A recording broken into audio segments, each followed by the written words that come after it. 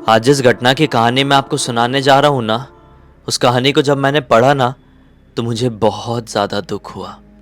दुख हुआ इंसानियत के ऊपर। ये सोच सोच कर कि इंसान अब कितना गिरेंगे, अपने लालच के चक्कर में क्या कुछ नहीं कर देंगे। अब आप भी इस कहानी को ध्यान से सुनिए और फिर कमेंट सेक्शन में ज़रूर बताना कि आपको कहानी सुनकर डर लगता है या फिर मेरी ही तरह बहुत ज़्यादा बुरा लगता है।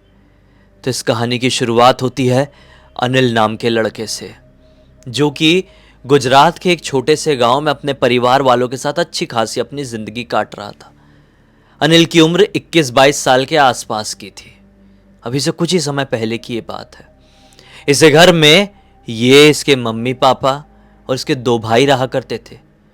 एक का नाम था भरत और एक का नाम था धर्मेश। उम्र में इससे 2-3 साल के छोटे रहे होंगे। ये तीनों ही भाई भाई यहीं पर पैदा हुए थे और यहीं पर अपनी पढ़ाई लिखाई सब कुछ कंप्लीट कर लिए थे। तो इनकी जो दोस्ती यारी थी इसी गांव में और आजू बाजू के गांव में बहुत ज़्यादा थी। तो किसी के भी घर में कुछ भी होता तो सब एक दूसरे के साथ बराबरी से खड़े रहते। इनके जस्ट बाजू वाले गांव में एक और छोटा सा गांव था। इस गांव में अंकित नाम का एक लड़का रहा करता था। अंकित की शादी सेट होती है। अंकित कौन? अनिल, जो अपने कहानी का हीरो है, उसका बेस्ट फ्रेंड। जी हाँ, अंकित की शादी सेट होती है और अंकित अनिल का बचपन का दोस्त है, तो अनिल को बहुत ज़्यादा खुशी होती है। अनिल अपने दोनों भाइयों से कह देता है कि देखो भाई, इस तरीके से अपन को तैयारी करना है जैसे अपने ही घर की शादी है, कुछ भी कमी नहीं छोड़ना है। मेरा पक्का दोस्त है अंकित बचपन का। दोनों भाई भी तैयार थे। ये लोग शादी की धूमधाम से तैयारी में सब लोग लगे हुए थे। मतलब अपने गांव से अंकित के गांव आना जाना करते थे और वहां पे जो भी चीज़ की ज़रूरत हो पूरी करवाते थे। इसी दौरान अनिल, भरत और धर्मेश लोगों के घर में इनके एक मामा का लड़का आता है, राहुल नाम का। राहुल सगे मामा का लड़का है इन लोगों के। और जब भी छुट्टियां उट्टियां पड़ती है तो राहुल इस गांव में ज़रूर आया करता है। राहुल एक छोटे शहर का रहने वाला है कह सकते हैं, और उसको गांव के वातावरण में रहना बहुत ज़्यादा पसंद। और साथ ही साथ उसके हम उम्र यहाँ पर 3 भाई है, अनिल, भरत और धर्मेश। तो राहुल को बहुत ज़्यादा अच्छा लगता था, तो राहुल भी यहाँ पर आ जाता है। और राहुल जब देखता है कि यार ये तीनों मेरे कज़िन लोग तो इतना भागा दौड़ी कर रहे हैं, किस चक्कर में कर रहे हैं, तो राहुल पूछता है कि यार मैं आया हुआ हूँ, तुम लोग कहाँ भागते रहते हो इतना। तो अनिल, धर्मेश, भरत बताते हैं कि भाई एक बहुत हमारा अच्छा दोस्त है अंकित, बाजू वाले गांव में रहता है, उसके घर पे शादी है तो हम उसकी तैयारी में लगे हुए रहते हैं। तो राहुल कहता है कि मुझे तैयारी, मतलब मैं भी तो तुम्हारा ही भाई हूँ और तुम्हारा भाई तो उसका भी भाई, तो मैं भी तैयारी कराता हूँ। तो राहुल भी तैयारी वैयारी में लग गया और आखिरकार वो वाला दिन आ गया जिस दिन अपने अंकित की शादी होनी थी। शादी के 1-2 दिन पहले से ही काम वाम पूरा कंप्लीट हो चुका था और ये लोग अब अंकित के गांव नहीं जा रहे थे, क्योंकि सारे रिचुअल्स जो दोस्त लोग तैयारी वैयारी करेंगे वो वाले रिचुअल तो हो चुके थे। अब परिवार वालों के रिचुअल चल रहे थे शादी के 2 दिन पहले से।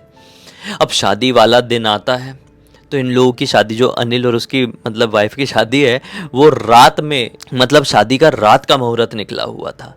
तो यहाँ से, इस गांव से, जो अपने ये चारों भाई हैं वो एकदम दिन भर से तैयार होने में लगे हुए हैं कि यार अपने भाई की शादी है, अच्छे दिखना है, एकदम टिप टॉप अच्छे कपड़े पहनना है, अच्छे जूते पहनने हैं, बढ़िया से तैयार होते हैं ये। और आखिरकार रात का वक्त आ जाता है। रात में लगभग 7:30 पौने 8 बजे के आसपास ये लोग अपने गांव से अपने दोस्त अंकित के गांव जाने के लिए निकलते हैं। इनके गांव से अंकित के गांव की दूरी 5 किलोमीटर की थी। चारों भाई पैदल पैदल ही उस तरफ जाते हैं, क्योंकि आज इन लोगों के पास कोई साधन नहीं था। इनके घर पे बाइक थी, लेकिन आज ही दिन में ही इनकी बाइक में कुछ भयंकर वाला प्रॉब्लम आ गया था, जिसकी वजह से बाइक स्टार्ट नहीं हो रही थी। और 4 लड़के थे यार, एक बाइक से जाना पॉसिबल नहीं था। हाँ, 2-2 करके चले जाते 2 राउंड ट्रिप में, लेकिन फिर वही है, बड़ी झंझट हो जाती। तो इन लोगों ने सोचा अरे 5 किलोमीटर ही तो है और हम चारों भाई पैदल पैदल बातचीत करते हुए निकल जाते। ये लोग बढ़िया गिफ्ट पकड़े, उसका मस्त परफ्यूम अच्छा वाला लगाए और निकल गए 7:30 पौने 8 बजे के आसपास। शादी में टाइम से ही पहुंच गए। धूमधाम से बारात निकली, मस्त से शादी लग गई, खाना पीना भी हो गया, मस्ती मज़े भी हो गए। और पता ही नहीं चला कि कब रात के 12 बज गए। ये चारों भाई अपने घर में ये बोलकर आए थे कि हम लोग आज रात में आ ही जाएंगे, वहाँ पर सुबह तक रुक कर क्या करेंगे, रात में कौन से क्या रिचुअल होते हैं शादी बारात में, उसमें हमको रहकर क्या, उसमें तो परिवार वाले ही रह जाएं तो बड़े बुजुर्गों का ही काम रहता है, हमारा क्या काम, तो हम आ ही जाएंगे। इन लोगों ने अपने पास कोई मोबाइल वगैरह भी नहीं रखे हुए थे। जैसे ही समय देखते हैं कि 12 बज चुके हैं, तुरंत ही अपने दोस्त अंकित से बात करते कि भाई अंकित हम लोग निकल रहे हैं। अंकित उन लोगों को बहुत ज़्यादा फोर्स करता है, लेकिन ये चारों बिल्कुल भी अंकित की नहीं सुनते हैं और अपने घर की तरफ निकल पड़ते हैं। बात ये होती है कि अब जो इनके गांव से निकले, अंकित के गांव से ये लोग अपने गांव जाने के लिए निकले हैं, उसमें से जो जिस नॉर्मल रास्ते से ये लोग आए थे ना, उसमें क्या होता है कि बहुत ज़्यादा अंधेरा रहता था। तो ये चारों डिसाइड करते हैं कि वो अंधेरे वाले रास्ते से नहीं जाएंगे।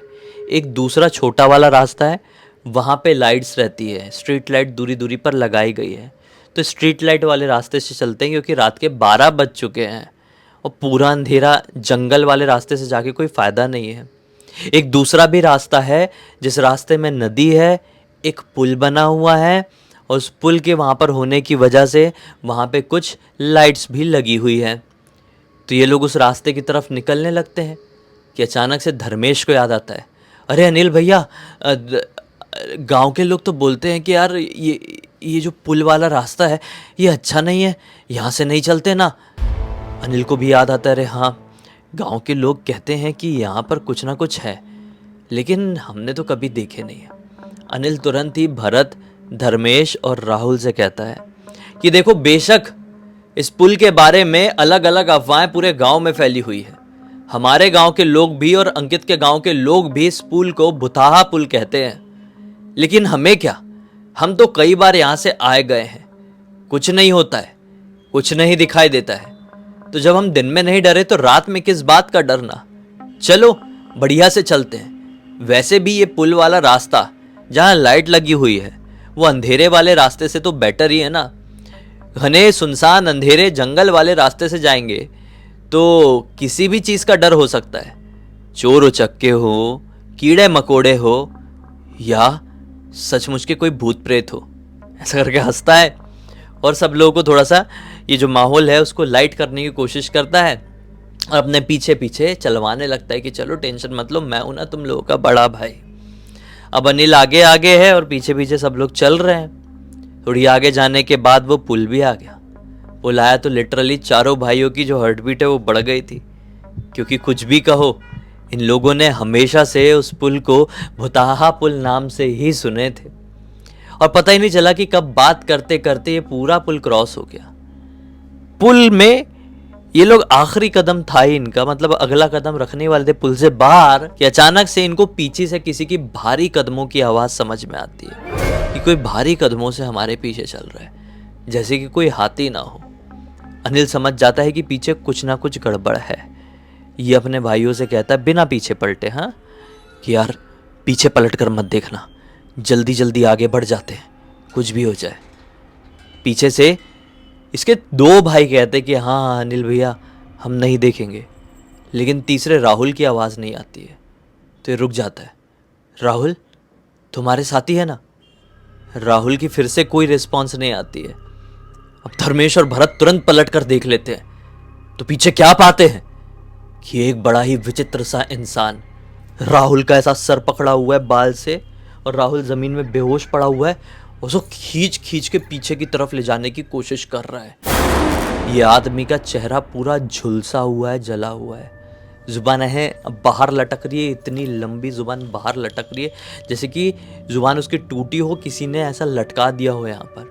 उसकी गर्दन ऐसी टूटी हुई है, ऐसी मतलब ऐसी झूल रही है, और वो अपने राहुल, जो कि आंख बंद है राहुल की, बेहोश जैसा है, बाल पकड़ के पीछे की तरफ पूरे बाल के ही प्रेशर से उसके पूरे शरीर को पीछे खींच रहा है।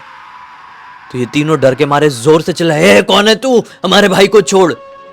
लेकिन वो है कि जिंदा लाश की तरह था, वो बस राहुल को खींचने में फोकस लगा रहा था। ये साइड में पड़ा हुआ डंडा पत्थर उठाए और उसकी तरफ बढ़े, लेकिन वो आदमी है कि मानो उसे कुछ फर्क ही नहीं पड़ रहा है। वो खींच के अंधेरी की तरफ ही ले जाने की कोशिश कर रहा है। अब लगभग पूरा पुल क्रॉस हो चुका था, वापस से वो पीछे ले जा रहा था ना। ये लोग तो पुल क्रॉस ही कर लिए थे अपने घर जाने के लिए, लेकिन वो पीछे खींच के लेके जा रहा था। पूरा पुल क्रॉस हो ही चुका था और ये अब ऐसे पॉइंट में राहुल को खींचते हुए लेकर जा रहा था जिस पॉइंट में पूरी तरीके से अंधेरा था, लाइट नहीं था और राहुल के बहुत सारे बाल उखड़ के ज़मीन पे गिरे हुए दिखाई दिए थे और खून के कुछ धब्बे भी। किसी के बाल उखड़ जाएंगे ऐसा खींच के खड़ेगा तो थोड़ा खून तो निकलेगा ना। तो अब ये चीज़ इन लोगों को डरा दी और यहाँ पर अनिल समझ चुका था कि इस पुल के बारे में जो कहा जाता है वो अफवाह नहीं है, इस पुल में सचमुच में भूत है। और ये जो आदमी है जो राहुल को खींच रहा है वो आदमी नहीं, वो खुद भूत है। और अचानक से अनिल हनुमान चालीसा जोर जोर से पढ़ना शुरू कर देता है। हनुमान चालीसा जैसे अनिल शुरू करता है वैसे इसके दोनों भाई भरत और धर्मेश भी हनुमान चालीसा पढ़ना शुरू कर देते हैं। और वैसे ही मतलब इन लोगों की चौपाई के 2-3 वो हुए होंगे, चंद हुए होंगे कि वो जो जिंदा लाश जैसा था ना, वो जो आदमी भूत, वो खींचते हुए राहुल को वहीं पर छोड़ देता है और वो जो नदी थी, वो जो पुल था, उस नदी में छलांग मार देता है। ये लोग बड़ी हिम्मत करके फटाक से दौड़ के अपने भाई के पास जाते राहुल को, और 3 तो थे ये, चौथे राहुल को उठाते और भागते हुए अपने गांव की तरफ आ जाते हैं। डरे सहमे थे, कम उम्र के हैं, चिल्लाने लगते हैं डर के मारे। हालांकि रात के 12:30 के आसपास का ही समय हो रहा था। गांव के लोग इनकी आवाज़ से जाग जाते हैं, बाहर आते क्या हुआ, सब इनसे एक के बाद एक सवाल करने लगते हैं, लेकिन ये किसी के भी सवाल का कुछ जवाब नहीं देते हैं। कैसे भी करके राहुल को होश में लाने में लगे हुए रहते हैं और नॉन स्टॉप अनिल हनुमान चालीसा ही पढ़ रहा था। गांव के लोग समझ चुके थे कि इनके साथ कुछ तो भी भूतिया हुआ है, तभी हनुमान चालीसा पढ़ रहे हैं। उसके ऊपर पानी वानी डाले, उसको पानी वानी पिलाए और लगभग आधे घंटे बाद वो प्रॉपर होश में आ गया और चेयर वेयर में बैठ गए, थोड़ी शांति हो गई। जो लोग इतने क्लोज नहीं थे गांव के वो वापस चले गए। एक दादाजी जो इनके घर के बाजू में ही रहा करते थे वो इनके पास आते हैं, कहते हैं कि बच्चों क्या हुआ, पूरी बात बताओ। तो अनिल अब पूरी बात बताता है। दादाजी बोलते, ले तुम लोग भी क्यों वहां से आए? वो जो पुल है उसे ऐसे ही गांव के लोग भुताहा पुल नहीं कहते हैं। दरअसल आज से 7 साल पहले की बात है। एक आदमी जो कि शहर में, अपने बड़े शहर जो पास में ही बड़ा शहर है अपना राजकोट, वहाँ पे जॉब करता था। एक अच्छी कंपनी में मैनेजर था। अपने जॉब से लौट रहा था। रात के तकरीबन 12:30 के आसपास का ही समय हुआ रहा होगा। वो इस पुल में अपनी बाइक से आ रहा था। बारिश का टाइम था कि नीचे कुछ तो भी स्लिपरी रहा होगा। ब्रेक मारा, बाइक स्लिप हो गई, वो गिर गया। अब वो गिरा तो उसको बहुत ज़्यादा चोट लग गई हाथ पैर में। वो बाइक उठाने में सक्षम नहीं था कि इतने में पीछे से 4-5 लोग आए। उन 4-5 के हाथ में कुछ ना कुछ हथियार थे। उन 4-5 ने उस आदमी के ऊपर प्रॉपर धावा बोल दी, उसको पीटने लगे, पीट पीट के अधमरा जैसा कर दिए। उसके पास जितनी भी चीज़ें थी सब कुछ छीन लिए शायद, और फिर उसको उठाकर जो नीचे नदी थी उसमें डाल दिए और वहाँ से फरार हो गए। अगला दिन निकला और फिर जब उस ब्रिज से, उस पुल से गांव का कोई दूसरा व्यक्ति क्रॉस हो रहा होगा तो उसने उस आदमी की बाइक वहाँ पर पड़ी हुई देखा। पुलिस वहाँ पर आई, प्रॉपर तहकीकात हुई तो उस आदमी का मृत शरीर मिल गया और ये भी समझ में आ गया कि उसकी किसी ने पिटाई किया था। खैर, उस आदमी की तो मृत्यु हो गई थी और बड़े दर्दनाक तरीके से। लोगों ने अपने लालच के चक्कर में, लूटा मारी के चक्कर में उसकी जान ले लिए थे। इसीलिए शायद वो आदमी शैतान बन गया, प्रेत योनि में चले गया। उसकी आत्मा वहीं पर भटकने लगी। उसके बाद से रात के समय कोई भी उस ब्रिज के आसपास से भी गुजरता तो उस आदमी की आत्मा उन लोगों को दिखाई देती। वो आत्मा यही सोचती कि ये लोग कोई और नहीं, मेरे ऊपर ही हमला करने वाले लोग हैं, और उस आदमी का वो जो प्रेत है वो उन लोगों के ऊपर हमला करता। तुम लोगों को भी उस आदमी के प्रेत ने वही गुंडे चोर समझा होगा, इसलिए तुम्हारे ऊपर ऐसा हमला किया था। लेकिन तुम्हारी किस्मत अच्छी कि सही सलामत आ गए। ये कहानी सुनकर अनिल, जो भी भरत, धर्मेश, राहुल जितने भी थे ना, सब इतने ज़्यादा डर गए, इतने ज़्यादा सहम गए उसके बाद से उन लोगों ने उस ब्रिज की तरफ कभी मुड़कर भी नहीं देखा। इस पूरी घटना की जानकारी मुझे अनिल ने इंस्टाग्राम पर लिखकर भेजा। बोला सर पूरी दुनिया को बताओ। मेरे मन में इतना डर बैठ गया था ना, इतनी घबराहट हो गई थी कि अभी मैं आंख बंद भी करता हूँ ना तो कई बार मुझे उस पुल के डरावने सपने आ जाते हैं। जबकि मैंने उस रात के बाद से कभी उस पुल की तरफ मुड़कर भी नहीं देखा, क्योंकि ऐसी चीज़ें होती है भाई जो हमें इतना अंदर से डरा कर रख देती है कि हम चाहे कितनी भी कोशिश कर लें, कई सालों तक उन घटनाओं को, उन चीज़ों को भूल नहीं पाते हैं। शायद अपने अनिल के साथ भी कुछ, और बाकी जो 3 थे उनके साथ भी कुछ ऐसा ही हुआ था। बस अब तक देख लिए थे तो लाइक ज़रूर कर देना, चैनल को सब्सक्राइब करके बेल आइकन दबा के ऑल के ऑप्शन में क्लिक करना, और इंस्टाग्राम की लिंक भाई वीडियो के डिस्क्रिप्शन बॉक्स में मिल जाएगी, वहाँ पे भी जुड़ जाना। और आपके पास भी ऐसी कोई कहानी, जानकारी या टॉपिक हो तो लिख भेजना। हो सकता है मेरा अगला वीडियो कल आपके हिसाब से बन रहा हो। तो चलिए कल फिर से मिलते हैं, तब तक के लिए बहुत बहुत धन्यवाद। आपका दिन शुभ हो।